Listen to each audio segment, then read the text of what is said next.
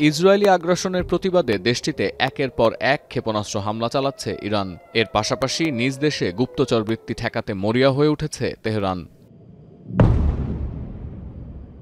এবার ইসরায়েলি গোয়েন্দা সংস্থা মোসাদের সঙ্গে হাত মেলানোর অভিযোগ পাওয়া গেছে আরও ২২ জনের বিরুদ্ধে।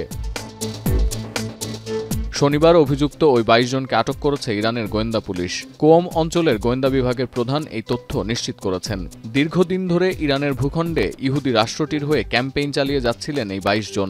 জনমনে বিভ্রান্তি ছড়ানোর পাশাপাশি ইসরায়েলি অপশাসনকে মদদ দিয়েছেন গোপনে। বিশ্বমানের থার্মিক্স রড, সালাম স্টিল থার্মিক্স, দেশের একমাত্র থার্মিক্স রড। যদিও ইরানে গুপ্তচরদের বিরুদ্ধে অভিযান এটাই প্রথম নয়। ১৩ জুন ইরানের পারমাণবিক স্থাপনায় ইসরায়েলি হামলা শুরুর পর থেকে ইহুদিদের হয়ে কাজ করছেন এমন গুপ্তচরদের বিরুদ্ধে সোচ্চার হয়েছে তেহরান। এর আগে শুক্রবার গুপ্তচর বৃত্তির অভিযোগে আটক করা হয়েছে আরও অর্ধশতাধিক সন্দেহভাজনকে। এছাড়া গেল মে থেকে এখনো পর্যন্ত ইসরায়েলের হয়ে গুপ্তচর বৃত্তির দায়ে ইরানে ৩ জনের মৃত্যুদণ্ড কার্যকর করা হয়েছে।